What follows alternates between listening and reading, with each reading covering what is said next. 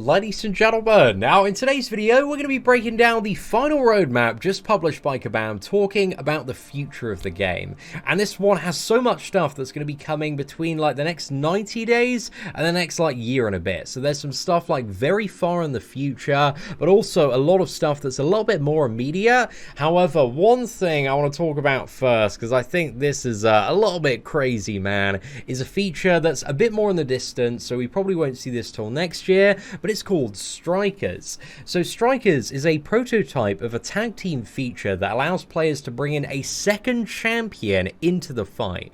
It's still in early development, which means prototyping and the exploration of its potential. The possibilities for Strikers are vast, and we're still exploring where we'll take them. However, this is a bit of a look at the early prototype. Again, very early prototype, but here you've got like a second button on top of your special, and in the prototype you click that button, it brings in Gambit. He does a shorter combo and then just disappears. So it costs like a bar of power here. Again, this is a prototype, it's not balanced at all. They don't really know exactly how they're going to work the feature in the end, and it could work in many different ways. So just for that example, Gambit does a little combo which I can imagine you can probably chain on.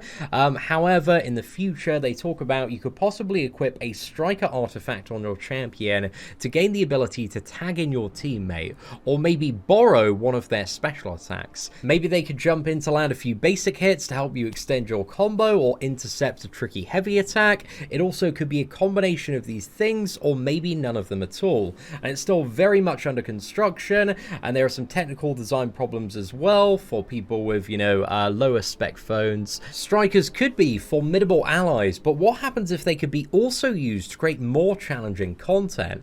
And imagine being tasked with taking on the Fantastic Four all at the same time, and this is another idea that they've thrown around. So yeah, I think once they've got the tech to bring in like additional characters into the fight, they could have like big boss fights and phases where, you know, like Thanos takes a break and brings in like Corvus Glaive or Proxima Midnight or Ebony Maw, just to, you know, handle a certain phase or something. There are some very interesting ways that they could kind of build up future boss fights and encounters.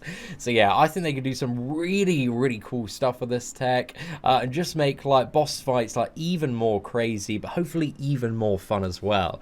So yeah, Strikers, man, again, it's not going to be coming anytime soon, but the potential for this feature honestly does sound crazy. Now, to go back up to the top of the post, we have a section on quality of life. So these are a few things that arrive in a bit sooner. So we've got sell from stash and also champion tag filtering arriving in September. So yeah, both of these features, man, very long overdue, but I'm happy to see both are finally getting added there.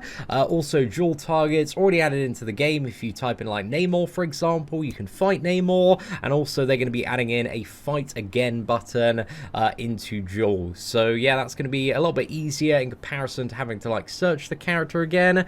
So yeah, that's going to be coming in the near future. There's no date on this one yet. Also, they talk about new gameplay and mechanics that they're potentially exploring at the moment that should be in the game before the end of 2020. So the first one is called Root, which is essentially like locking a champion to a specific spot but still allowing them to attack, block, parry, and also dexterity. So yeah, this can be used, I imagine, like on characters that you own, maybe to like root a character somewhere, but also on certain nodes. So yeah, this could make it like really dangerous if like you get rooted and then you have to avoid a very complicated special attack there just by dexing it in close range. So yeah, rooting, it sounds interesting. It sounds like it's going to be like a very difficult mechanic for a lot of people to deal with, but yeah, I'm kind of interested to see it. And the second one is called Volume Trigger, and this is essentially traps. So it's going to be like large triggers placed on like portions of the arena that could be attack or defensive tools. So imagine traps being laid like healing pads, spiked walls, or any number of unique ways to interact with the battlefield. So yeah, I think the potential here is massive, as they do say, because you could have like all sorts of crazy mechanics where maybe you need to like lure the boss into like a certain bit of the battlefield and they take like a crazy amount more damage there. So yeah, I think volume trigger or traps could be really fun to play around with, again, as long as they are kind of fun and rewarding and don't feel punishing, then yeah, I think this could be really, really exciting. I'm a lot more excited for Volume Trigger than I am for Root. Root, I don't know how it's going to like feel to play and play against, but yeah, we'll see how that one turns out, man. I think like locking somebody against the wall though could be really, really fun. So we'll see what you know, Root turns out to be when it does launch into the game. Now also on top of that, we got some pretty good buffs coming to Incursions in the next 90 days, so they're removing the link from the first fight, and also they're updating the Incursion store as well. So they're increasing the purchase limit for 5-star Incursion crystals, but they're also adding in 6-star shards as a purchase option in the Incursion store. So again, I don't think we can get too excited about this one until we actually see the quantity of 6-star shards, but hopefully it's a really, really nice amount. Also talking about the next 6 months, there's going to be new hacks. There's also going to be new hack tiers as well, a rebalance of hacks, and also stuff that they're looking to work on in a year, a kind of firewalls, so that's kind of like save points for incursions in increments of 5 zones. So in a 30-day period, let's say, you know, I do some incursions for Killer Beezy or Legacy, and we get up to zone 5 on like the first round, and then next round we want to start on zone 5, we can do, or we get to like zone 10, zone 15, zone 20, we can actually start on that zone in comparison to starting, you know, straight from the beginning. So it's going to make getting the milestones and kind of deeper rewards and incursions like much easier. So yeah, that seems pretty damn cool. They're also looking to do theme boss fights every 5 zones, matchmaking zone targets, champion refresh timer expiry changes, so any active champion cooldowns and incursions will automatically refresh at the end of each 5-day event. No zone, no cooldown, so if you don't use a champion and complete a zone, then that character won't go on cooldown. And then maybe stuff they're looking to do in 12 months, stuff like friendship benefits, event abilities. Also, in the future, they say it's complicated, but they would like to do some form of leaderboards. So again, if you'd like to read all the incursion stuff, because we've got so much to talk about today, definitely check out this post, but there's a lot of this stuff in a lot more detail. And also arena improvements. So this is very, very long overdue, but in the next 90 days, they're looking to finally add a consistent AI to Arena, because the Arena AI has always been like one of the worst features about it, man. Like, especially when you're ramping up to the infinite streak and the opponent just will not throw a special attack. So yeah, they're making sure that opponents are going to consistently throw those special attacks. That's really, really good. Hopefully everything's going to be like the infinite streak Arena. I think the more closer it is to like an Act 5, Act 6 AI, where it's playing quite aggressively and coming at you, the better it teaches players how to play and actually handle the content in Marvel Contest of Champions. So yeah, I look forward to that. Also, they're going to be upping the amount of people that can get the featured 5-star champion from 150 to 300, and they're also going to be increasing the rewards for near misses. But also, on top of that, this is a really exciting feature, man, I think for a lot of people. Really simple, but very exciting. So new champions come out, and people want to try them out. So they're going to be offering 3-star versions of our featured champions in the Arena milestones. So not the ranked rewards, the milestones in the 3-star arenas and above. So I think even if you do like the 5-star featured arena, just from like the wording on that last line, I think you can still get like a new 3-star featured to play around with. So yeah, that sounds really fun, because, you know, new fun characters come out, people want to test them out, but they don't want to like spend a ridiculous amount buying Cavaliers, because even I've had openings where I've spent, you know, like, what is it, $200 to $500, and not even got a 3-star featured character, just to have a bit of fun with. So yeah, this is a really, really solid feature. But also, in terms of the next 12 months, they want to add in auto request help, improve booster UI, cached filtering, auto select champions buttons, so instantly like loads up the next 3 champions. They also want to do stuff to mitigate massive power index differentials, aka death matches, you know, because they're not really fun if you're a progressing player that does run into one.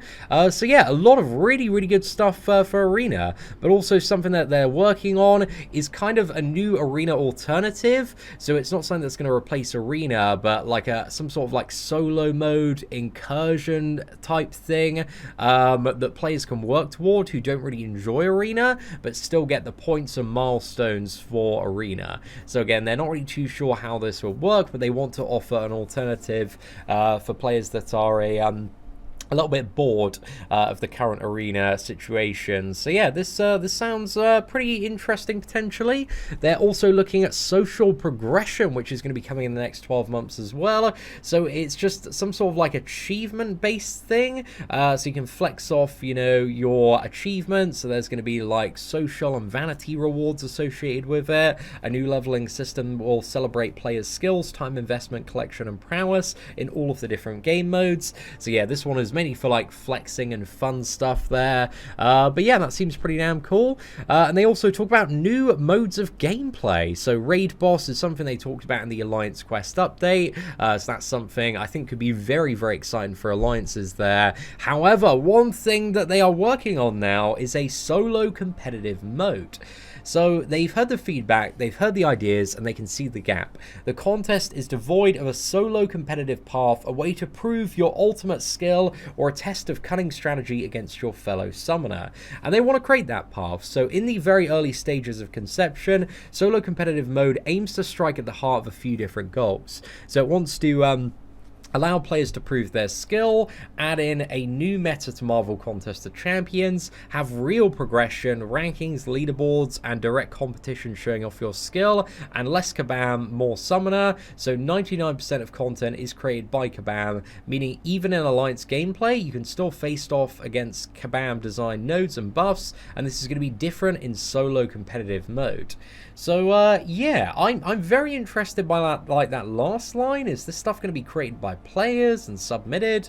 Is there going to be, you know, sort of like a voting system that the community decides on what's like the next solo competitive challenge, or how it works? So yeah, I really don't know about this one.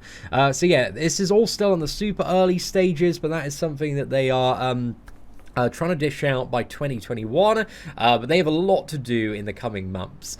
So yeah, I'm very, very interested, but they say that they're going to be keeping us informed about the design process for solo competitive mode, so we can get an insight on the dev process and help guide the creation of a brand new mode in MCOC.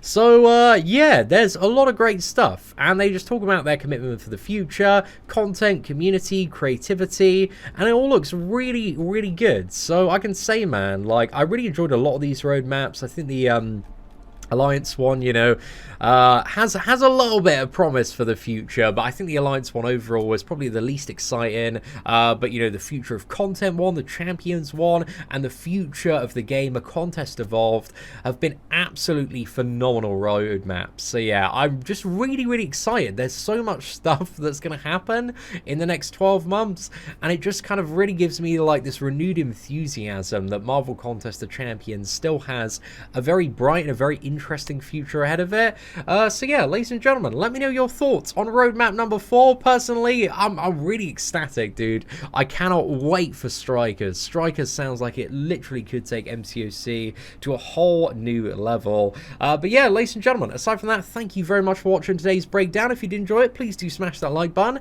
Take care, and I hope that you have an absolutely fantastic day.